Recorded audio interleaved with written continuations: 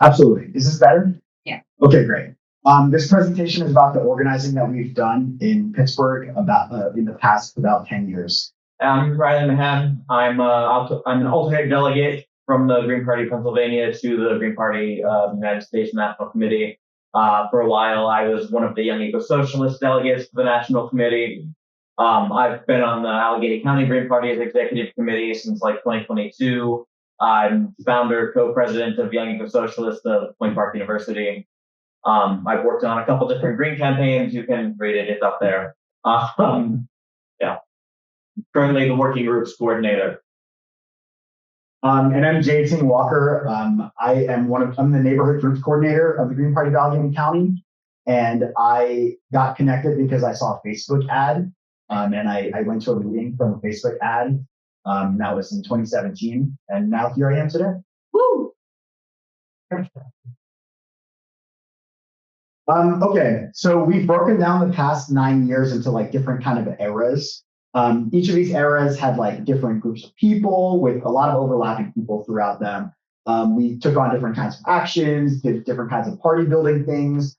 And the idea, we're using this metaphor of like kind of catching fire, sort of like, we are building over time, but it's not always like an upward build, so you'll see what that means.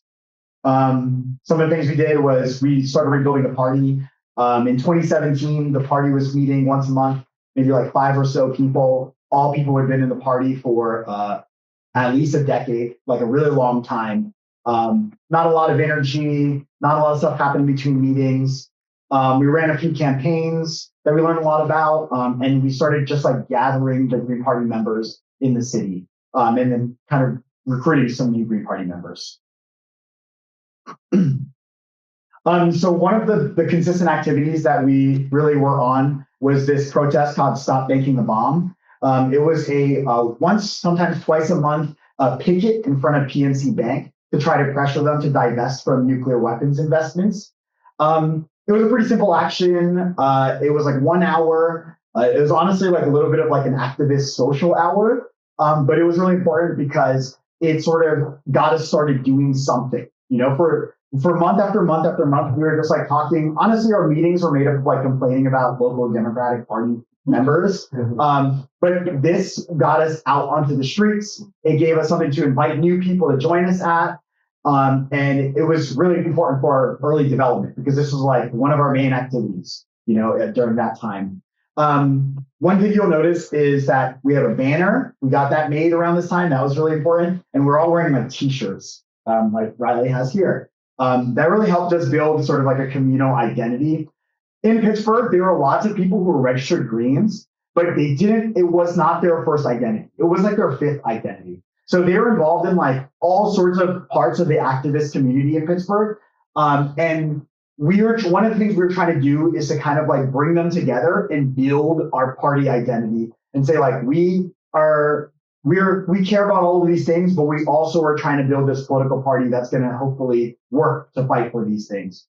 So the shirt and the banner really helped with that. And then we also sort of like forced people to take photos together. And that also really helped, making us feel like a little bit more of a cohesive unit. Okay. Here's some more photos. You'll see our shirts, our banner. The Stop Making the Bomb campaign was like a coalition of lots of groups. So you'll see PSL was there. There was like an anti-war group. And so they had really good like branded campaign things, which honestly helped with like organizational tension because it felt like we were all like united for the campaign, as opposed to like repping our own brands the whole time, So that was really nice. They made those. This is like, these pictures are from over the years. There were some bigger events where, like when the treaty for the prohibition of nuclear weapons was signed, we had a big event for that. And then also there were like PNC shareholder meetings. So we would have bigger actions for that too. But it was a campaign that that was consistently going for many of our early years, that we were really able to like hang on to, which was helpful. Okay. So what were some of our non-action related issues-based campaigns? So one of our early campaigns was I ran for Pennsylvania House in 2018. I learned that, okay, the trajectory, I guess, was 2016, the election happened, and I was like, oh God, like this is a big problem. And then I started kind of being like, how can I get more involved locally, politically? And I got kind of linked in with some grassroots Democrats. And then I learned about gerrymandering. And then I learned that our state rep was there for 20 years and he was not supportive of redistricting reform. He was like, the Democrats are going to control the gerrymander next and we're going to gerrymander the shit out of the Republicans. And I was like, this is kind of fucked. So like, I had a problem with that. I was like, someone should run against him. I probably asked like 10 people to run against him. And then I was like, okay, I will do it. Originally, I was trying to do it as a Democrat, but then I was like, and I was going to Green Party meetings too, but I was like, well, if I'm trying to win, I got to do it as a Democrat. And then I realized like there was no way I was going to win, regardless of how I ran. So I was like, I would rather run as a Green so that we can build our party. You know, like if winning is not on the table, it doesn't matter that running in the primary is like easier than running in the general. And I'm really happy with that decision. At the time, I was kind of like, but now looking back, I'm like, that was a great choice.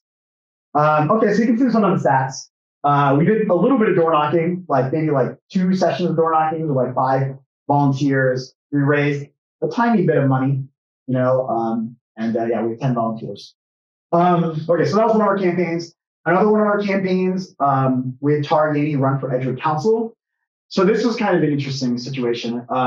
We had an intern for a little bit in this time. I'm trying to think, like he went to the University of Pittsburgh. We met him through organizing around ICE back then. And, you know, we kind of hit it off. And he helped us like analyze the primary results in Allegheny County.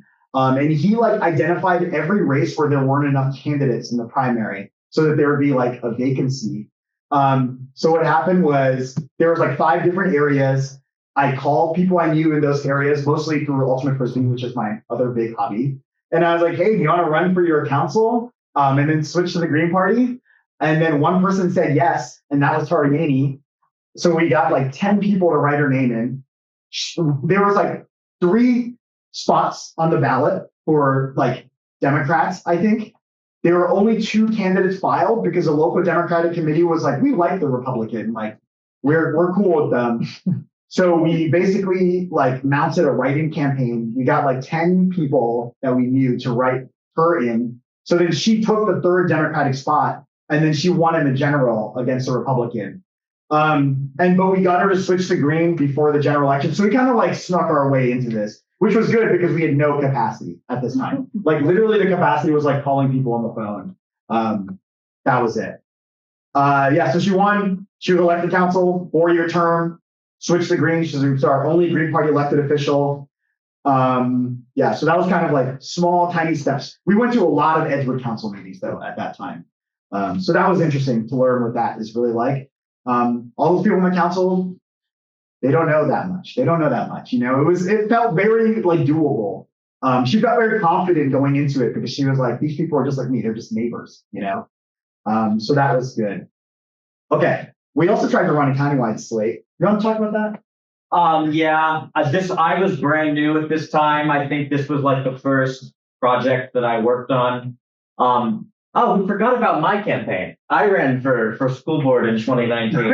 I don't want to talk. There were about no pictures. It didn't happen because there were no pictures. That's how we know that we need to take pictures. Yeah. So basically, we had this idea that we were going to run a full slate of candidates for all of the countywide positions that were up that year. And we were not going to campaign for any of them. They were all going to be paper candidates, but people were going to see that we fielded all these candidates and we're going to be super impressed. And then we didn't get them on the ballot. So people didn't see that. And it was kind of just a waste of time and energy. So that was a valuable lesson, I feel, to not do things without a plan. We didn't learn that lesson immediately this time, but like looking back on it, we could have. Well, we have to learn a lesson a few times. Eventually we got it. One more thing I'll say is like, we were not even close. Like we were not even close to gathering the signatures we needed. I think we needed like, it was about the same amount that we needed last year. The same amount we need for governor. How many was it? 5,000. 5,000 good signatures. It's like a percentage of the total votes in the county. And there's like 1.6 million people in our county. Okay. Yeah. The family. Yeah. Okay. Yeah. So these are some things that we felt were important during this period, this era.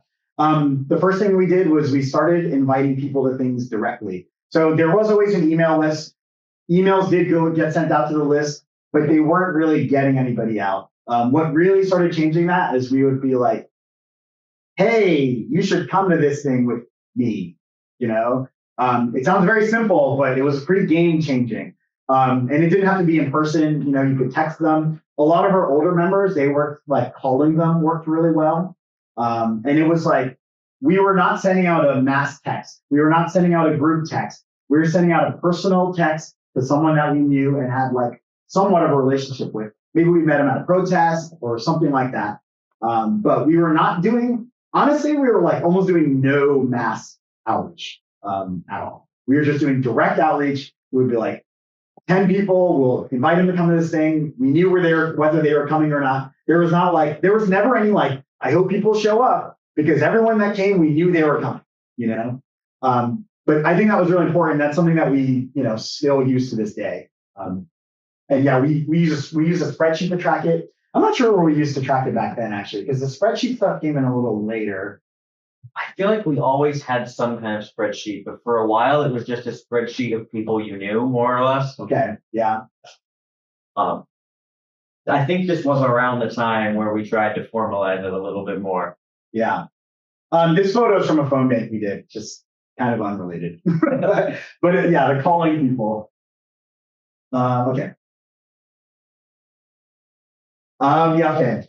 I'm talking about during this time because this was kind of like before Riley got involved. But yeah, like the Stop Banking the Bomb, the real big thing we did in the beginning when we had like no major campaign going on, we just went to things together on the issues that we care about. But we were really intentional about it. We weren't like, hey, Liz, this event's coming up. You might want to check it out. We're like, hey, you, me, that person, 3 other people, we should all go to this thing together at this time. And then let's get a drink or a bite afterwards. And there's going to be like 5 to 10 of us. We should wear a Green Party shirt. If it's going to be 2 of us, we shouldn't wear a Green Party shirt. We were kind of like incognito. Like seriously, this was like, we would like be like, how many people are we going with? If it's a significant group, we will go as a group. If it's not, we're just going as regular people that are connected to this group, you know? Okay, lessons during this first era. This is kind of like a look at who was, like, these are the main people that are involved in this first era. This is like 2018 at a fracking protest. Look how short his hair is. Yeah, so we invited people directly. We showed up to events together. So you see, we all like are wearing our shirts. This is very coordinated. This is not an accidental thing. We made a plan to all show up in our Green Party shirts.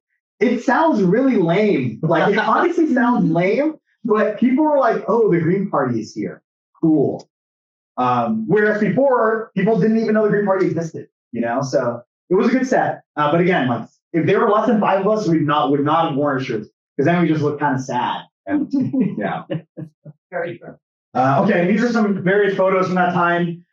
There's really not that many. This was before we were like really intentional about taking photographs. But I don't think we say it anywhere in this. Well, actually, it's on the next slide. Wait, before we go to the next one, let me just see. Yeah, we have some socials. Oh, yeah, Justin Beth, he's a green from Maine. He came to Pittsburgh. He was like, hey, I'm coming to Pittsburgh. And we're like, great. This is a great excuse for us to get our people together. If he didn't tell us he was coming, we wouldn't have this awesome event. You know, there were some new greens that came. I was one of them. This was the first thing I came to. So like someone else like reached out to us saying they're going to be in town, and it helped catalyze our party. You know, it helped us. Yeah, we went to a bunch of pride marches. We went to a bunch of marches in our green shirt, marching behind our banner. And like every time we had one of those marches, we would invite people to come with us. You know, that was big, especially like newer people. Yeah, just putting people on the email list was not good enough. It was not good enough. This 2017 state party meeting, that was my first event. That was the thing I saw the Facebook event for. That's like a pretty big moment for me. And yeah, tabling. This guy in the bottom right, Garrett, he was like the rock back then. like we would not be where we are if it wasn't for his work. So give him a shout out. Okay. So wait a second. One more thing. We should pause for some comments. Oh, yeah. Do you guys have any questions or comments about this first era? Or Love it. And I've learned some things from you. We talked about before. I think the outreach, the personal outreach and phone calls are important. And the intentionality, I think, of showing up as a group of Greens Republicans in Mineral. I've tried to do that in New York. It's mostly me. So it's a bigger, no offense, bigger. Yeah, sure. Political. Geographical. And, fishbowl. yes. And a lot of competing things. So almost like to show up with 5 or 6 screens is cool, but then they're like 25 PSL professionally made sign from some expensive printer, right? So I guess I'm looking here for a little bit of like, are we still on the right track? Still trying to do that in a much bigger political milieu where I think it's much more, I'm assuming, I'm not been in Pittsburgh, but assuming it's that competitiveness. But I do think that the approach, we've been trying to do a little bit of that. I think we need to be more intentional. And so I really kind of appreciate era 1. Looking forward to era 2. Yeah.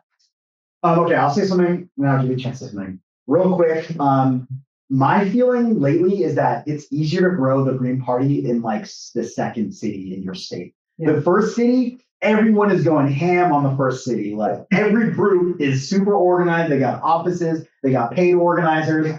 Like Pittsburgh is just easier territory than Philly. Like that's just the truth. Many people are unorganized, right? But the thing is, New York City and Philadelphia are really big also. Lots of unorganized people there too. I think, we're not trying to compete for the people that are organized by other groups. I think a lot of people we brought to our group are like new. Like maybe they're new to the area, they're new to organizing, activism. And then the second thing I'll say is that it was like pulling teeth to get the longtime groups to come to anything. They never wanted to go to anything. But they had been organizing for 10 years before us, and we had just started. So we were like really energetic. They were burnt the hell out. So I kind of gave up on them. Like I would still invite them, and I think they appreciated that. But like a lot of people were getting to come out were like newer people, And I'm sure you're struck. Like a lot of people in New York Greens are like longtime Greens, and they don't want to do that, including me. Yeah. No, I believe that. But if someone invited you to go do something, you would strongly consider it, right? So like, we just kind of gave up on the longtime groups. Like we invited them, we told them what we were doing, but they were not coming to stuff. And they're getting older, So thank you. What do you think? Oh, I don't have much to add. One other question. When you're going to, say, a protest or to an event, because I know you said events as well, are you going to events held by, for example, I'm from Chicago, so we had a theory of going to some of the environmental groups, kind of town halls, and it would have been nice to wear shirts if I would have shirts. But are you going to 501c3s? I know that's like a touchy subject with them. Did you get any pushback with that? Or did you care? Yeah, I'm just thinking about a funny thing where like we were petitioning in front of a 501c3 events, and they're like, "You can't do that here," and it's like we're on the sidewalk, and the person like called the cops, and the cops were like, "What's up?" And we're like told them what we were doing. And he was like, "All right, that's cool." But the funny thing about that is, then I went out to work for that 501c3, so like that person was my coworker, Nice. And I was like, "Hey, you remember that funny time that you called the cops on me?" Okay, so. My first thought is I think environmentalists are like the last person they're going to be on board. They're like, it's so wild. It's so wild. Like we're in Pennsylvania, frat country, The environmentalists are so in the Kool-Aid. They're so lost in the sauce, Like they will take any scrap the liberal Democrats will give them ever.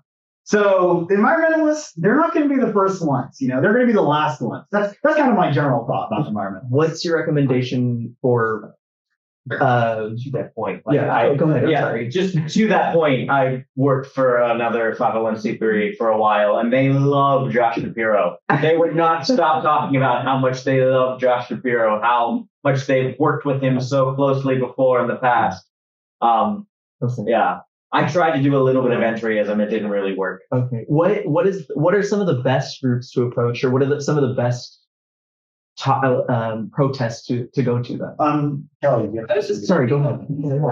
So I'm friends with them. you guys You can come up here. This one does not work. You guys can come up to the front. Well, then the people on the Zoom hear people from the audience. I didn't even think of that. There's a microphone here. I don't know how. That's not working. Yeah. Things not microphone here. I'll repeat the question. That's what. Hello. So Angela was asking what events would we recommend going to when the environmentalists are maybe not cooperating as much because of the political stuff. I would say all the social justice aspects of the Green Party, like, sure, environmentalism is one of our 4 pillars, but there are 3 other pillars. Anyone who's working on social justice things, we showed up at, you're going to see it in the next era, but a lot of like BLM protests, Medicare for all of the issues that we care about that are aside from the environment, which are a lot of them. Especially anti-corruption. That's one that we are working really closely with. March on Harrisburg is just an example. So any organization that is like friendly with our values is something that we can go to. So if your big thing is environmentalism, that might be tough. But if you're also like, oh, what about the social justice pillar? See what events are out there that would be welcoming to the Green Party. Okay. We do have. Go ahead. Anti-war. Oh, anti-war. That's what I was going to say. Yeah. We do have one more question online. Do you want to say something before I? Yeah, Hey, we'll get to it later. I'll say something. I was going to say anti-war. Like the Stop Making the Bomb was like explicitly an anti-war thing. We were like hanging out with PSL a lot. They're like really clear-eyed about the Democratic Party. So that was good. What was it? PSL, Party for Socialism and Liberation. What's that? What did you say about? They're very clear-eyed about the Democratic Party. Like, I think they understand, like they share a similar view that we do about the Democratic Party. So I'm thinking about the pillars, grassroots democracy. We've had a lot of success with like some government reform people. A lot of the government, I would say 75% of the government reform people are, again, they're too lost in the sauce. They're trying to work the like political system. They're getting scraps from the table. But there's one group, they're called March on Harrisburg, and they're like super good about calling out the Democrats and Republicans equally because they know in Harrisburg, they're like shaking hands on corruption. Like they're like very dually complicit, like scratching each other's back, that kind of stuff. So we really appreciate them and they're really supportive of us. We've also just, as you'll see in later slides here, we've done a pretty good job of like having good relationships with other socialist groups in Pittsburgh in general. And part of that has been like, we've been lucky that a lot of the Pittsburgh chapters are more radical than the national organizations in many cases. But also a part of it is just like all of this, like we show up and they know we show up and they expect us to show up. So it's kind of like dispelled this idea in their mind that a lot of people have that Greens don't show up. Okay. And we have good personal relations. Okay. That's helpful. Beth, did you have any question? Beth? No, actually, I was just going to point out that my memory of when I first joined the Greens was a lot of peace march activities and a fair number of Black Lives Matter type activities. Thank you, Beth. One thing I wanted to add real quick about the environmental thing. I do think a lot of environmentalists are like the last people that are going to join the Green Party, unfortunately. But a lot of the environmental employees are in the Green Party now. Like we've got, it helps that I work for an environmental nonprofit. Another Green leader works for an environmental nonprofit. But it's like they're working in the field. They can see what's happening. It's very clear what is happening. And they are like, yeah, this is screwed. Like, this is screwed. Their whole nonprofit is like designed around begging these Democrats to do something. And they're like, this obviously isn't working. So yeah, we've got a good contingent of environmental nonprofits that are members. They're not like, active, but they'll come knock on doors once in a while, Yeah. Yeah. What about the marijuana legalization movement or groups? Okay, so you just asked about the marijuana legalization as an issue. That does exist in Pittsburgh. I think they're skeptical of us. We've made no attempt to connect with them. Yeah.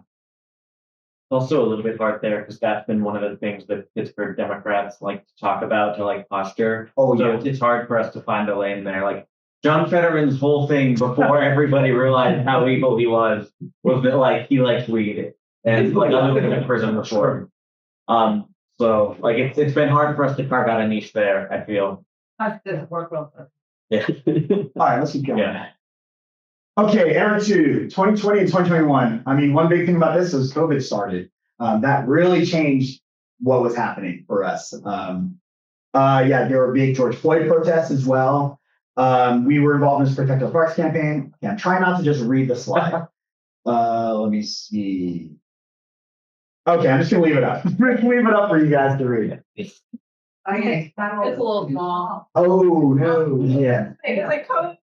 Let's just read the highlighted ones. Sure. All right, our campaigns. I ran for Pennsylvania House again. We tried pretty hard about that. We had an even bigger campaign for Pittsburgh City Council. Yeah, moving to Zoom was big. Campaigning during COVID sucked. That was tough. Yeah, we were going to other groups' events. Yeah, it was just sort of like, we call this era Blaze because we just started growing more. We started growing. Yeah, a lot of people joined during this time. A lot of people were active today, so to say. The big lessons that we learned here was that we can do it. We can like run viable, high-profile local campaigns. We can like successfully lobby local politicians who are already in office, and by lobby I mean scare them enough that they like capitulate. We can do all of this. It's possible, but it's really hard, and we can't rely on the efforts of like a handful of the same volunteers every time. We need to like build organizational infrastructure that is not reliant on any given person holding those positions. Yeah. Okay, so like many activists all around the country, everyone was coming out. We were all coming out. That was a good way to get people who were like, they cared about these issues, to get them off their couch, So we were kind of like inviting people who maybe wouldn't have gone otherwise, or at least saying like, come with us, Maybe they would have just been there by themselves. So yeah, we were going to a lot of protests. There were a lot of protests, and we were going to a lot of protests. And, it was kind of like towards the end of COVID shutdown. So people were like at home when they were not in a protest, a lot of people. So there was a lot of willingness to go to protests. Yeah. So that was one of the activities that we were engaged in as a party. So I included here. Okay, this is more of a prolonged campaign that we were in. It was led by a nonprofit, environmental nonprofit, that I would say is a little more clear-eyed about the situation. Like, they're really clearly anti-fracking, whereas other environmental nonprofits, I think recently they're being more clear about being against fracking. But before, they were like, fracking is a bridge fuel, like Sierra Club. They were, sort of like complicit, I would say. But Food and Water Watch, I feel like, has been very clear about fracking, at least as long as I've known them. So they were organizing this coalition. This guy in the front where holding this fracking is sign. He was like going into coalition meetings. He was the kind of like liaison we had with the coalition. We were going to county council meetings, so that's what this photograph is from. We were knocking on doors in the districts of swing voters on the county council. And it was kind of like, yeah, it was a combo Green Party and nonprofit effort. And then there was like some grassroots environmentalists too. Can I tell the Tom Dewar story? I love the Tom Dewar story. Sure.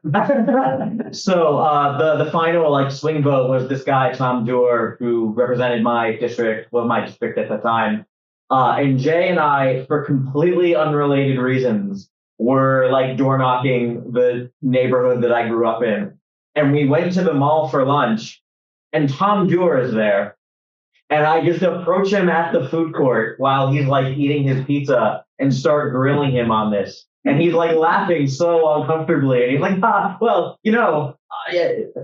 county council people don't usually get recognized, so I'm not really used to this. Yeah. And he kept saying things like, the reason I'm ambivalent towards this legislation. So that was fun. But he cited that conversation in a later council meeting as like a reason why he was flipping his vote to be for the ban.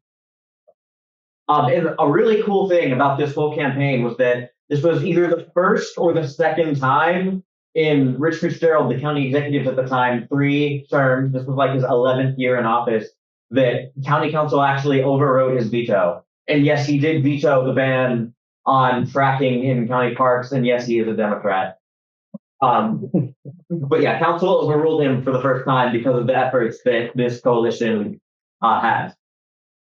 So this is one of our wins. Yeah. We were part of a coalition, but we put in a good bit of effort. Yeah, these are like all greens in this photo, which is cool. Okay, so I ran for Pennsylvania House in 2020. I'm trying to think like what the timing of is of the pandemic be like starting in the United States and like us starting the campaign.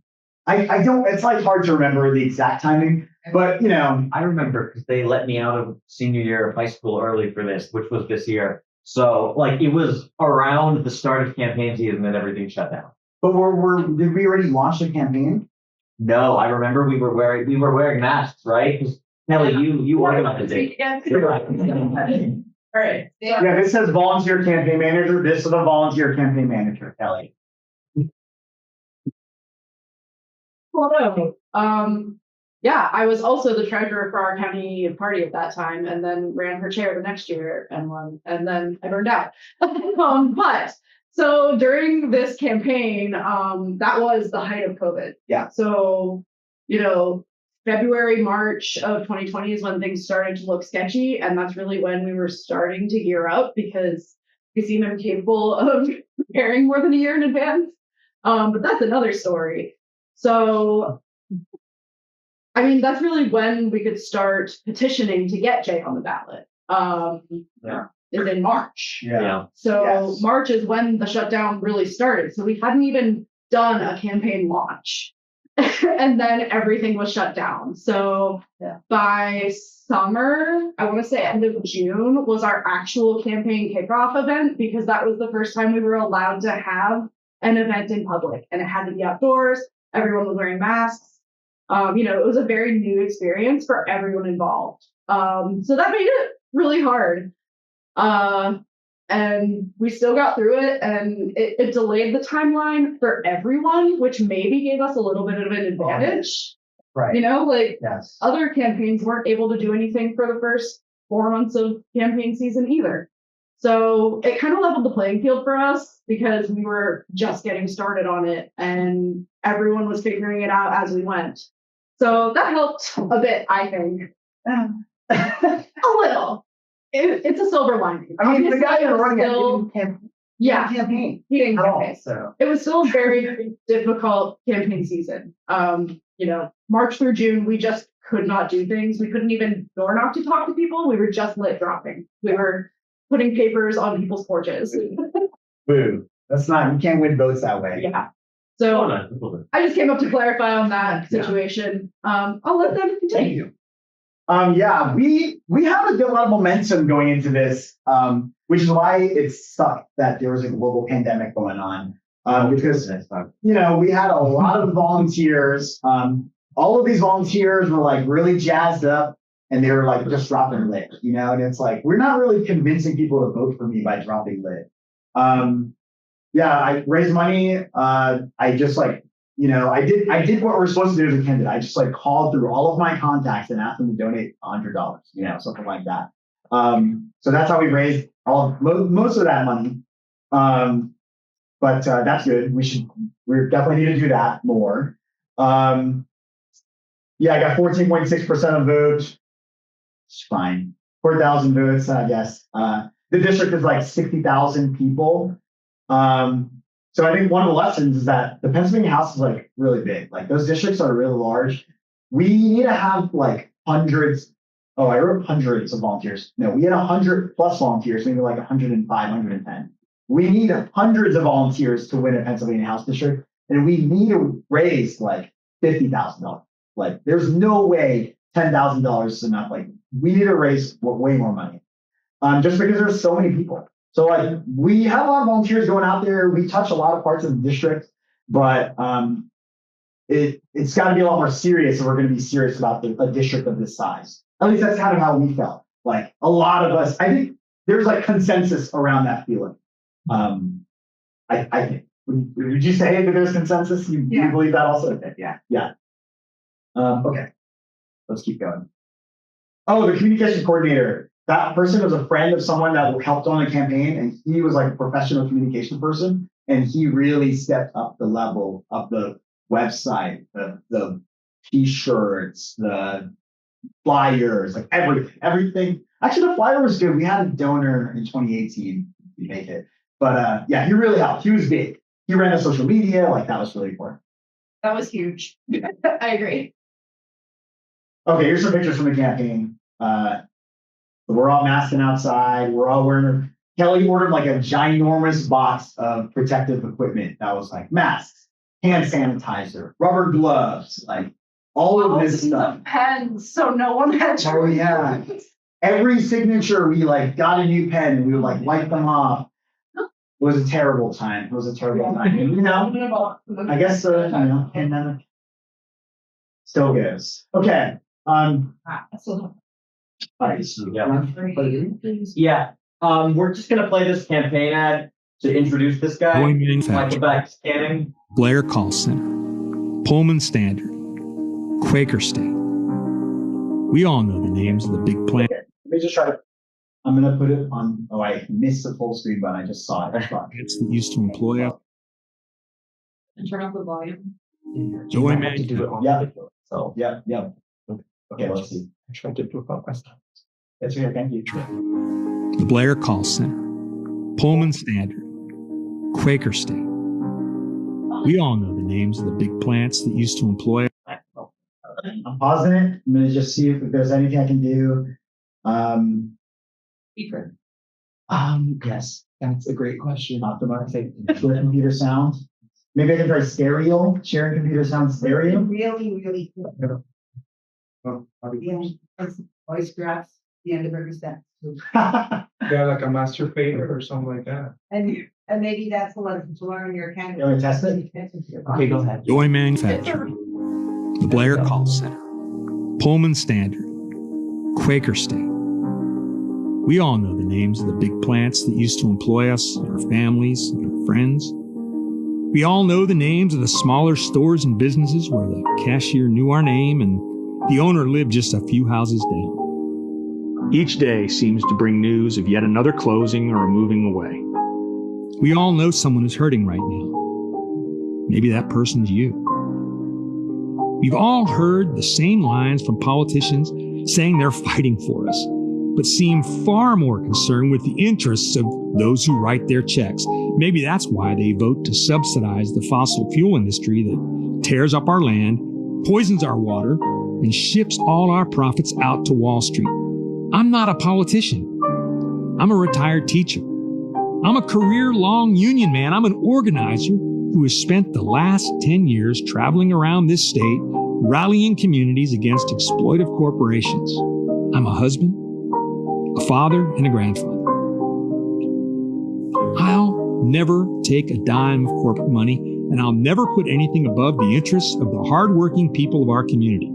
We need someone we can count on to fight for a new generation of high-paying 21st century jobs guaranteed to every person who needs one. We need Medicare for all, because we can't live without health care. We need to hold corporations accountable for the damage they do to the environment, to our health, and to the health of our children. We need someone who will fight for our civil liberties, for our education, and for our unions. My name is Michael Bagdis Canning, and I'm running to represent the working people of PA 64 in the Pennsylvania House, and I approve this message.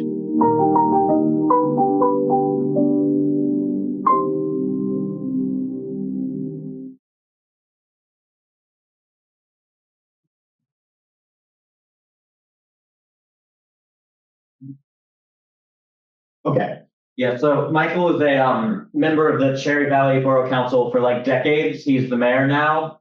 But yeah, he ran for state rep in an area that was basically a one-party Republican area. And what we kind of learned from canvassing here is that like there's so much of the country where we don't have a two-party system. We have a one-party system, and that causes all the politicians to just not contest elections, even the ones in the party that's dominant. They don't bother because they know they don't have to most of the time. And there's a lot of opportunity for us in those areas to take over like local unopposed councils. But we need to build the infrastructure and capacity first, because we were not able to like provide the support to this campaign that this campaign deserved. And I think it got something like 20% of the vote, which is not terrible, but in a two-way race, that isn't like that much better than like how a Democrat would do in a statewide race in Wyoming. And we want to do better than that, right? So yeah, this was a really good campaign. This is a really great candidate. The lesson learned is just that we need to prepare more, and we need to have more infrastructure to support the great candidates when they appear. You have anything else to? No. Good. Yeah. Oh, no. Nice. Yeah, and then so this was our really big campaign that we did. This guy Connor Mulvaney ran for city council in Pittsburgh in 2021. We built a pretty awesome coalition behind him, actually. Partly because the Democrat he was running against was just such an asshole, but also because we demonstrated pretty quickly, pretty early on, that this was a serious campaign. Like we were locked in, we were raising money, we were door knocking, we were cutting turf to like keep track of doors that we've knocked already. We got a coalition together of the Democratic Socialists of America, Party for Socialism and Liberation, Socialist Alternative, the Working Families Party, Sunrise Movement, and Sierra Club all endorsed this candidate and helped us like canvass for him. We got about 800 like identified supporters that we had like talked to directly, confirmed, made a plan that they were going to vote for him.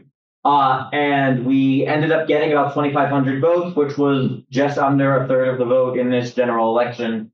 And we did this with like a 6-person campaign team when none of us had like really run a serious campaign like to this degree before. We raised $13,000. And the lesson we learned from this is that we can absolutely win these races. It's completely doable. We just need to, again, be more prepared, and it can't fall all on the shoulders of such a small group of people. So this campaign, as much as it was like a really galvanizing success in a lot of ways, it did really burn us out, and it kind of left us like not sure where to go next. But like I've always since then held on to this idea that like we could have won this race, and there's going to be similar races in the future in a one-party town like Pittsburgh that we can win if we take away the right lessons from these sorts of, midway between successes and failures that we've had in the past. One thing I'll say real quick is that this was the most conservative district in Pittsburgh, and there were like Connor Mulvaney signs next to Trump signs, like in various parts of the district. So that was really interesting. The other thing I'll say is we have this big coalition of all these people. Most of these orgs did like nothing. They did nothing. And our idea was like, if they did, I'm not going to say anything. If they really pitched in, if they're serious about their endorsement, like we would have won the race. We would have won this election. DSA and Sunrise help, but like the rest of them. Yeah, like on it. Sunrise, Social Alternative, they like maybe did like one door knocking day, like a few people came out. DSA ran our phone bank though, that was huge. Because we had people from all across the country dialing in, calling voters in the district. Greens from all across the country. So that was really helpful. Just like a tech and then running the phone bank was big. But yeah, it was like we were like within striking distance, sort of 31%. The other guy didn't get 50%. He got like 45 or something like that. Okay. Yeah, that's what he wanted. Yes. And we actually, this guy actually did face a credible primary challenger too, and we got like an equivalent amount of percent vote to her, but we got more raw votes total than she did, which was pretty cool. So yeah. No, You want, yeah. So I guess the big takeaways, the big lessons from era 2 were that we bit off a little bit more than we could chew for where we were at the time. PA House districts are massive, 60,000 voters. That's like almost as big as like a UK Parliament seat district. We needed to build a much bigger base of volunteers, and we need to focus on that rather than focusing on like recruiting candidates. We need to pivot to local. State representative is like kind of out of our reach at the moment, and we need to take anybody who would be running for state rep and have them run for a local race if they can win. If it's a year where we can do that. Coalition building is absolutely possible. Like there's Greens have, or other organizations have like prejudices against the Green Party, but you can overcome those by like showing up and demonstrating competence to them directly. Instead of just, telling them. Yeah. And yeah. So, okay, we talked a lot about campaigns, but we did like a lot of going to actions during this time too. That was part of the burnout, was we were going to like a lot of actions and then we were doing a lot of campaigning, and it was not leaving a lot of time for the other parts of our lives. But one of the things we were doing is we were going to DC a bunch, because they were like, the Green Party US were like, we're going to endorse this national DC action. And I was like, okay, great. Like, we're all going to go to DC and we'll meet all of you other Greens in DC for this action we nationally endorsed.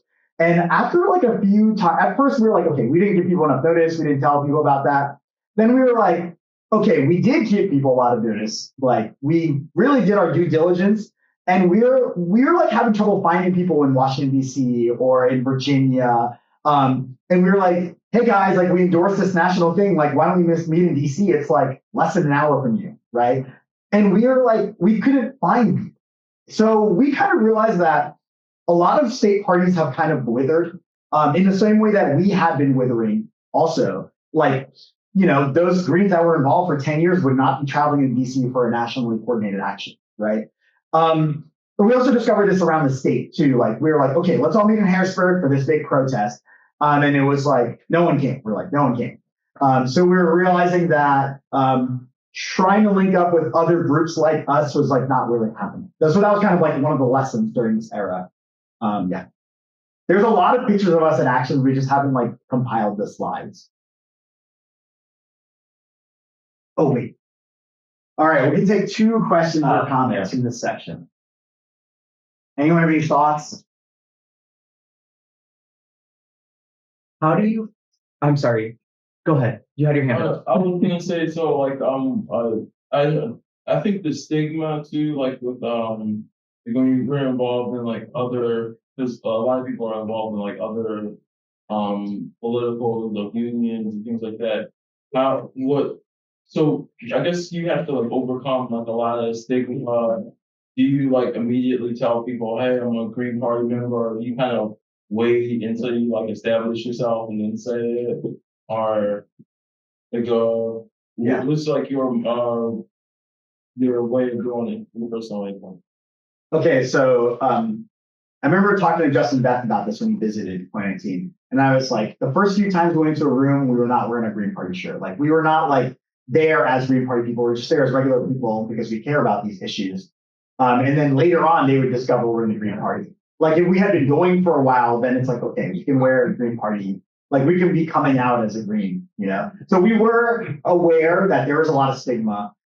So we wanted people to meet us as ourselves, not as their Green like idea, their idea of Green. So that kind of changed our idea of the Green. And the other thing I'll say is that the biggest way to cut through that stigma is to like face-to-face conversation, because that stigma is created by like millions of dollars of Democratic Party propaganda, right? And their commercials and like mailers, like they sent out mailers in Pennsylvania about the Green Party. The only way to cut through that BS is like by like personal, like meet them personally, and whether that's like a door knocker at the door, or like in an activist meeting or something like that. But there was no way we could compete with the air campaign, so we just tried to beat it with a ground campaign, I guess. Yeah. So we're very aware of the stigma, and it definitely was a thing in Pittsburgh, that there was a stigma. And it's, part of it is earned. Part of it is earned, right? So we got to acknowledge that too. The stigma built up for a reason sometimes, but also Democrats invested millions of dollars into creating that stigma too. I'm always like pretty open about it, but I don't try to convert anybody until like they know me. Like I'll mention it when it's relevant, but I don't like get into the spiel unless anyone asks me to most of the time. Sometimes I do, but not usually. It's better to not usually.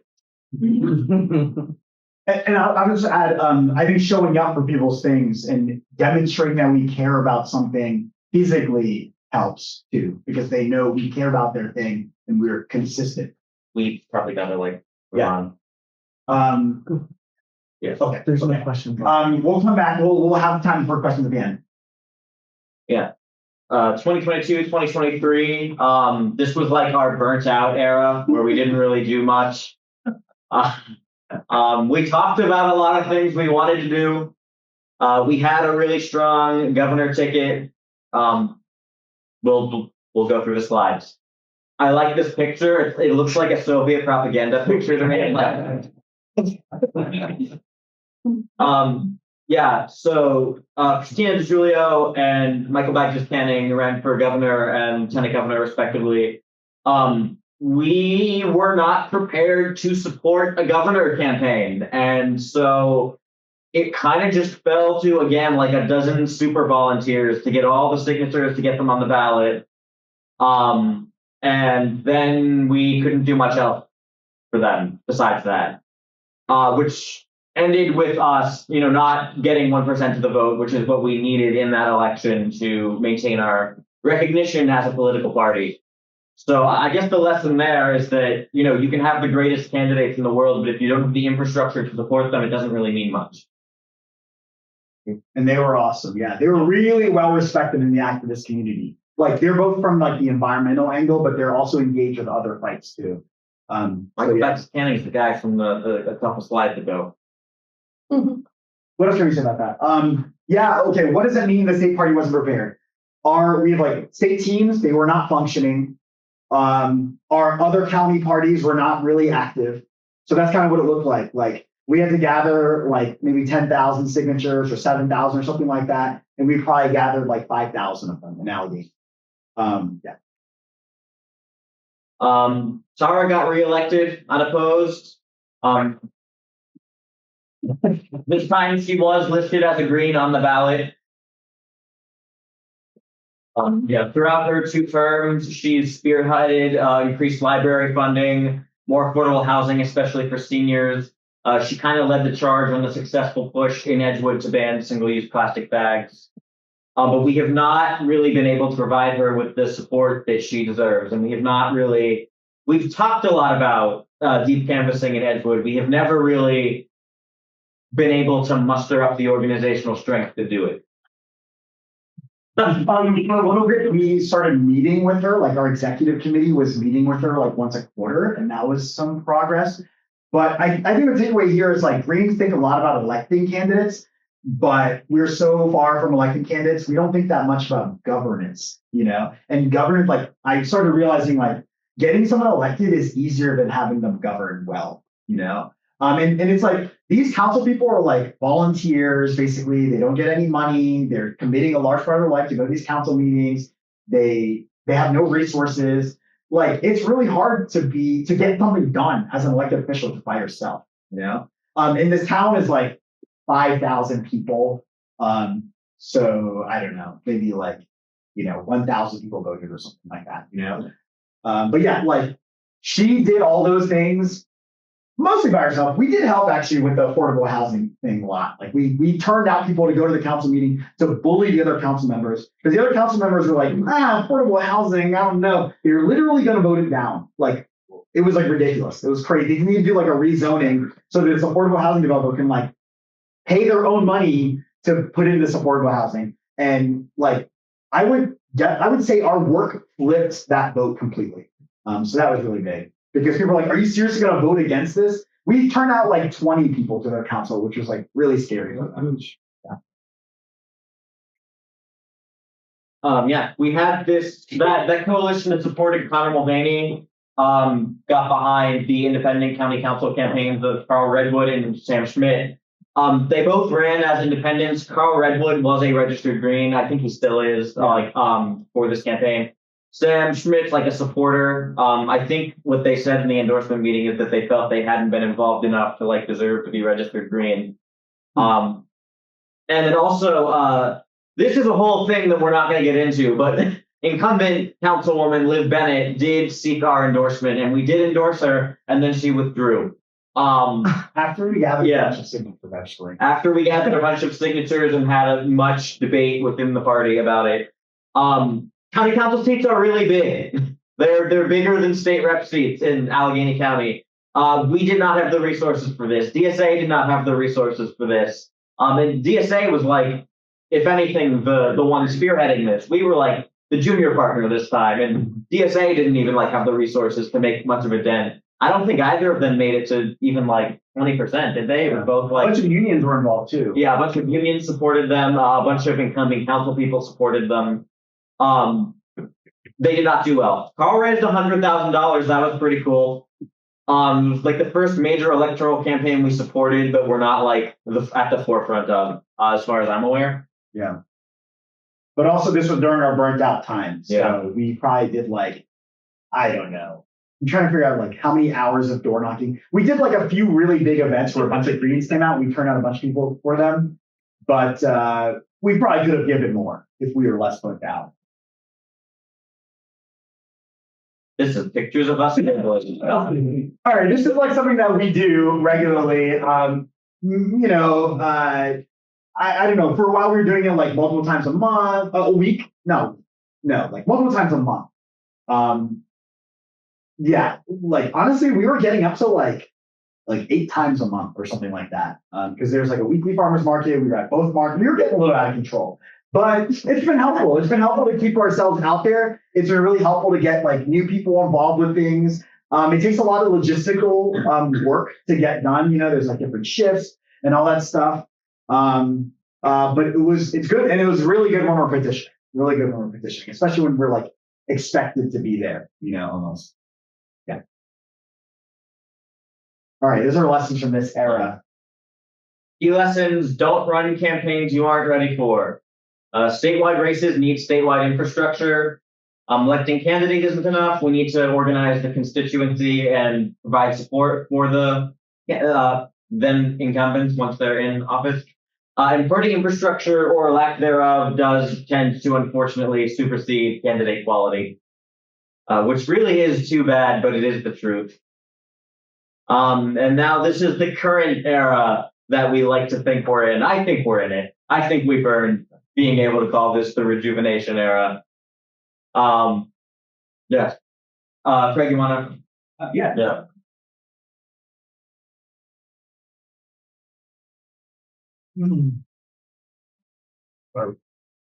Hello, my name is Frank Bolton. I'm the chair of the Philadelphia Green Party. I'm also a candidate for Lieutenant Governor of Pennsylvania.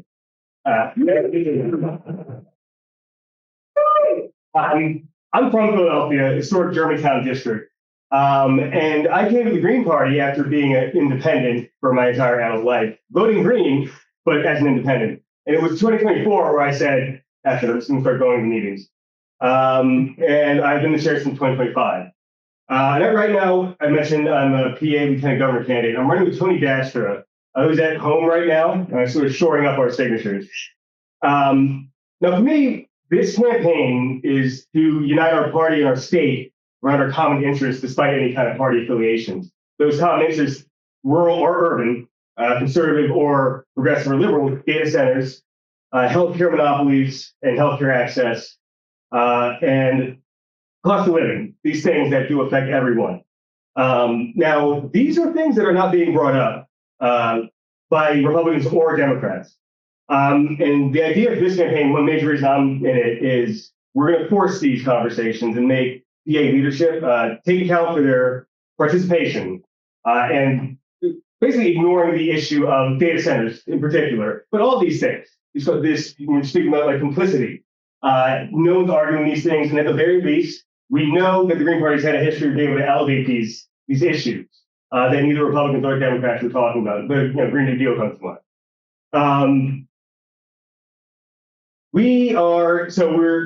Our website is dasher4pa.org, and I'm going to encourage everyone to try to follow our Instagram as well. This is dasher4pa. We're also still accepting donations, and right now still gathering signatures. Now, I'm really grateful for the support that we've gotten in Philly and for the campaign from the state and the counties.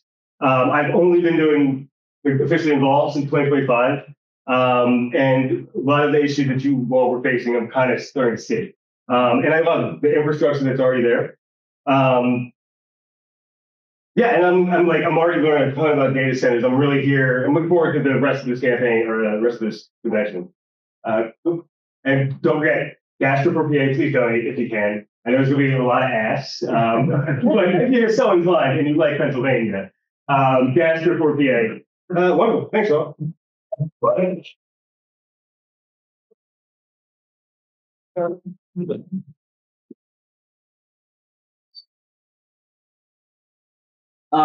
Yeah, so we have formalized our committees as part of like kind of our restructuring rejuvenation project. Yeah, it's useful for organizing and like delegating tasks effectively. I think it's been worth it. It's been a little bit rocky getting started, but we're still getting used to it. I'm glad we did it, and I'm not just saying that because I wrote the proposal. Any thoughts? This was a Zoom committee meeting that we had, our outreach committee. It's a good place for newer members to get involved when they're meeting regularly and doing things. But yeah, they can kind of fade in and out depending on the energy of the committee leader. It's easy to fall off sometimes of scheduling regular meetings and keeping them going. My hot take is that every 2 weeks is too often. It's unsustainable. I think it's got to be once a month, but not everyone agrees with me. But that's just my hot take. But that's from my experience. We had an office for a while. Yeah, that was cool. We had a bunch of events there, did a lot of socials, did co-working there. We had like Jill Stein when she came to Pittsburgh. There was like an event at it. This is a watch party from one of our local activists had this web event. I think we had some fundraisers. I think our take, so we had this officer free, right? Our take is we would not get an office now. We thought it was nice to have, and it pushed us to use it more often. But I think if we were going to do a big spend, I think we're leaning towards like a part-time organizer rather than an office. And that was something we were really debating. And we were asking like some of the older activists in our area, like if you had to choose, which would you get first? And I think the lean was organizer before office. Yeah. But it was cool for the moment, and it was nice to have a home and to store our stuff. Socials, yeah, we were really big about having socials. That's really big for building our party.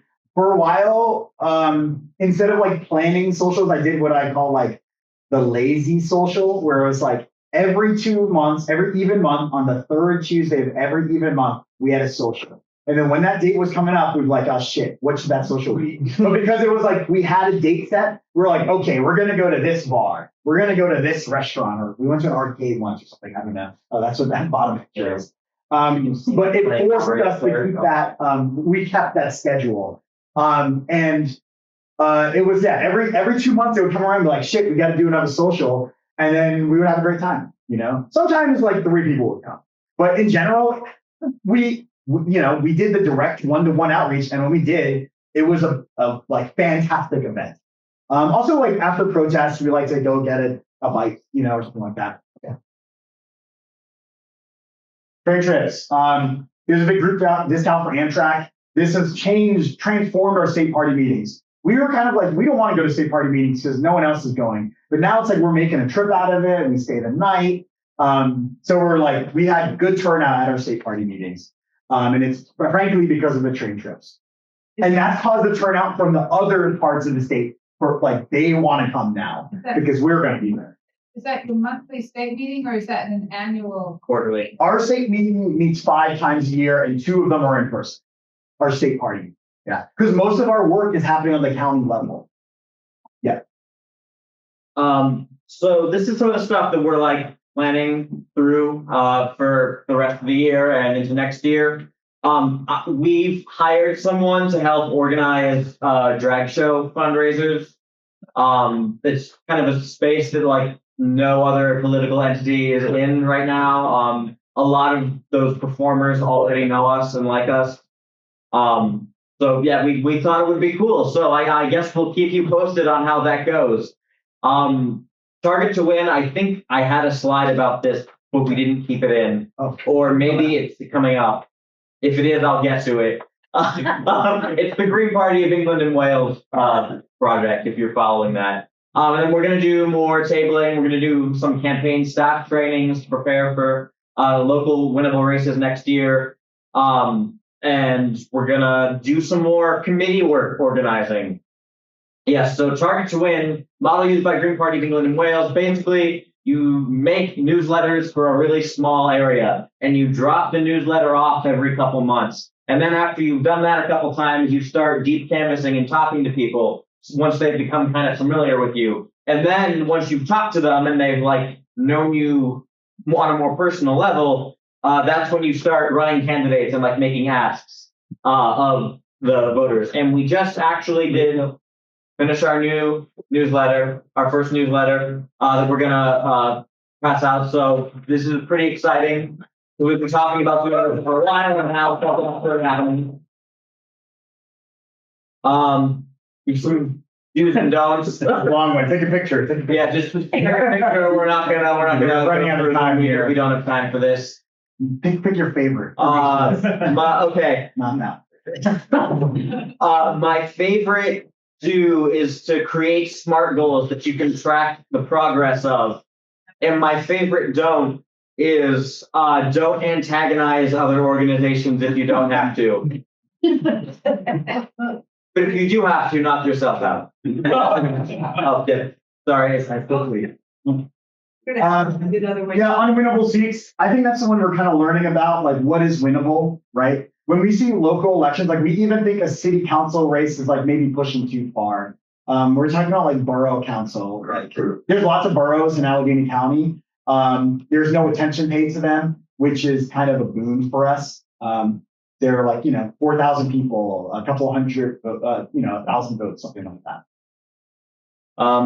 Things we have come to believe. Yeah. Two favorites. My 2 favorites are we can't waste time and energy debunking the spoiler argument. We just have to show up and prove it wrong by winning.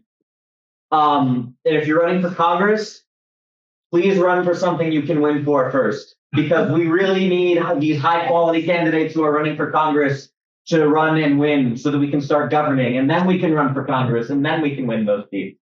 We haven't run a single candidate for Congress this entire 10 years. And this is a helpful flow chart about if you're wondering whether to run for an office or not. Yeah. You go back to the other slide real quick. Oh, yeah. We do have a question when you guys are ready for it. Yeah. Maybe we should. Oh no, there's the last slide. Yeah. We just said. And we can go over a little bit. Everyone's good if we move on from this one? Yeah. Okay. Anyone need to take a picture of this? Sure. I love it. We put a lot of work into this. Yeah, I spent at least 20 minutes just trying to get it all to fit on one page. Find ways to share that. Yeah. Okay, this is the last slide. Basically, all of this stuff we're doing, and it's like, there's a lot we didn't cover. Like a lot that just looking through the photos from the past 10 years, I was like, holy shit, like we've done so much stuff that I totally forgot about. And it's also like very electorally focused. I would say our balance wasn't exactly that, but it's like less electorally focused in actual practice. But the key for all of that stuff, though, is these meetings. So like these are all pictures from meetings that we've had over the past 10 years. Some of them are from conventions. A lot of them are on Zoom. But like that was kind of like the lifeblood of the work we were doing. So 5 state party meetings a year. And, honestly, for a while, we're like, we shouldn't even go to these. These are a waste of our time. But that time has passed, which is good. And then 1 county party a month. And then we had committee meetings like between those like the countywide party. But consistently doing that meeting schedule was extremely helpful. Okay, this is the last slide. So, Well, so you have a question. Yeah, we do have a question from Belinda. If you are there, I'm going to allow you to talk, ask you to unmute. Oh, whoops, wrong one. Now I actually have access, but I'm sorry, my question was way earlier and I didn't have access then. So I really have one now, except to say we're going to definitely have to share this at Green Party of Philadelphia meetings, because this was really a marvelous and helpful presentation. So thanks so much, guys.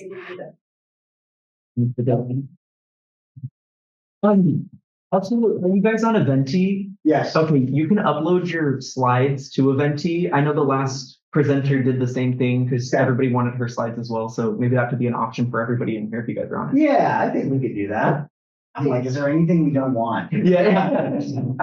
Okay, in the back. No, we're Okay. Yeah, there's no time to cover all the things I want to say. It was excellent. We got 4 days. Yes, well, so it's excellent, and I think that I'd like to invite the 2 of you and anybody else to maybe start having some conversations here and somewhere else. This needs to be, and maybe you want to tweak it a bit, but this needs to be put out there, its own webinar that we will put out in the National Party. And I think that we should try and find a way to gently, comradely say that parties should do this, like parties, county parties, and big parties, and make this kind of analysis, looking at their balance sheet, what went well, what didn't go well. I completely agree. We can't tell Greens what to do anywhere, right? And there's a lot of similarities in the ups and downs in New York, which I'd like to discuss. That's what we discussed before. But, this idea that some of the important things you said, like don't wake up in the morning and say, because I want to talk about Gaza, or I want to talk about Iran, or I want to talk about this, so I should run for Congress. Like, that's not a reason to do that. And Greens really like to do that. And when you see what you did in terms of locally, getting local people elected, we're pushing that. I do see you're running the statewide campaign again, even though you feel like the capacity, you're still working towards that capacity, right, for governor, lieutenant governor. And just the idea that we have so much potential. But I think the reality sometimes for some of us, many of us, is that we can get stay in that. Like, what's our capacity to do that? And so there are a lot of other things I wrote down, but we can have a conversation about that because I think it's really valuable. I think there's some wonderful things going on out there locally, and we don't know enough about them because a lot of focus gets put on these kind of national things. And just the other thing about it, you were right. It's important to have the national party endorse things around bigger events, but it is hard to make people show up. And maybe we think a little bit more about when that happens. You tried very hard. New York tried to come to some things too. But it's a lot for people to say, because the national party is endorsing all these events in DC, which were so frequent for a while, that we could actually get people there. Yeah. Now, there are Greens that live closer, but it's not up to me to say. Okay, yeah, back there. So it's a tough question, but with all this energy and the leadership time and energy that you all have put in, were you doing full-time jobs at the same time? Yes. How did you guys? Right. How much of your, did you have just post 40-hour-a-week availability? I'll say no, especially during COVID. Things really slowed down when COVID began. But yeah, I am lucky to work at a job where it can make a little bit of room for some of this other stuff. But in my room, I mean like me being on a spreadsheet, like during my work day, like a Green Party spreadsheet. So there's definitely some advantage there. Yes or no to being on the Green Party spreadsheet. Yes, like I was working a full-time job, which is important because otherwise I couldn't live. And I was doing, like working on the Green Party spreadsheet during my work hours, which I set myself. I set my own work hours. And you do it, your employer. No. It's a good thing it is going. Yeah, what about you? I was in high school when this started, so I was not working full-time then, and then I've been a full-time college student pretty much ever since. So no. And it's impacted his availability. It has impacted my availability in a positive way. What? That I've been like. So you're busy. Well, I'm busy, but I'm not like working 40 hours a week all the time, right? Like it's given me a little bit more wiggle room. Okay, some other members of our county party. I just want to say that I was a biologist working on coronavirus research 60 hours a week, and still I managed to put time in. So He was on the Zoom. Shut up. Having on the Zoom. Yeah, they're like, and then I am now full-time employed, and I was full-time employed in 2018 and 2019 when I started. In 2020, I made the decision at the end of 2019 to take a break and be unemployed, and then COVID happened, which was not great timing. But it was great timing to get very involved in a campaign. So I was not working full-time when I got very involved in that campaign. And I think that's part of, for me, what led to 2020 and 2021 was the blaze, and then 2022 was the burnout. I had to get a job in 2021, and then I was like, I can't do both of these things. One thing I'll just say real quick is I think successful Green Party is like a perfect storm. And part of that is having someone who has the time and energy to put in. And that can be really hard with, well, one, a lot of dedicated activists are already really busy with their activism. But two, like family, school, work, like lots of people can't put in the time they would need to get something off the ground or get something revived. And that is something that is real, gotta recognize that. Okay, in the front, yes, Matt. Yeah, I'm not to trying speak to more on this, I'm a newer member of the Green Party of Allegheny County, and so I've been to only a handful of meetings so far. But the burnout is a real conversation that they have that I feel like could be covered more if this presentation were to expand, because it's definitely prevalent, but it's also something that they're trying to work through. And it's still in the process of, or at least to me, I think, it's still in the process of like finding that balance and figuring out how to manage it between people. And Riley at one point made the decision to implement, and it got voted through, to implement committees and have them more structured, which I think is now the first step towards working on that burnout and maybe taking some of the pressure off of just one person and trying to figure out a way to organize it. And what sorry. What type of committees? Outreach, communications, finance, Green Wave. It's like electoral committee. Those are our 4 committees. We do have to go to dinner. Dinner stops being served at 6:30, so we'll take 2 last questions right here. No, you don't want to go anymore. Just go around the back, and then we'll be. Yeah, it is 6 to 7, but they stop serving you at 6:30. It says on that. I headed Jill's petition drive in Virginia, 2024. I'm not going to lie. I had to go through a lot of vacation time. And I was getting this thing I was close to retirement. I ended up retiring at the end of like 5 months after after the election. And I was really burned out. Yeah. And let's just say that during the course of the petition drive, I saw some pretty serious depression, partly over Gaza, and partly because I was afraid of the to sleep. And there was an exchange of profanity with the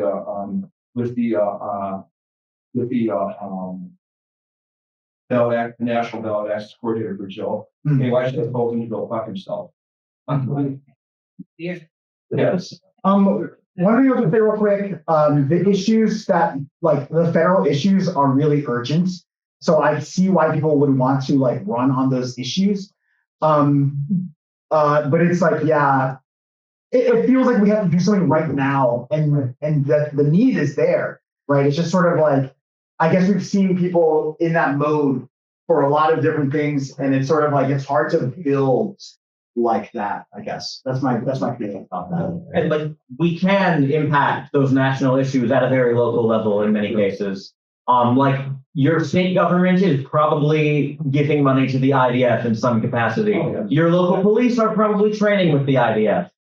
So if you want to impact something like that at the local level, that's how you do it. Okay, I'm just gonna say one last thing and we'll wrap. Sure. Have you ever been able to coordinate the organizing and the electoral in a way that they feed into each other and do, even if it's like congressional campaigns or like a higher scale, that still position you for lower offices or vice versa? And what do you think of those type of dynamics? I think just the closest thing I'll say is we find that the electoralism can reach people, like they can understand it, and we can bring them into more of the action side of things. I think that's the closest house. So, yeah. Okay. I guess that's it. There's a lot we can talk about. We'll be here all weekend. Thank you for having us.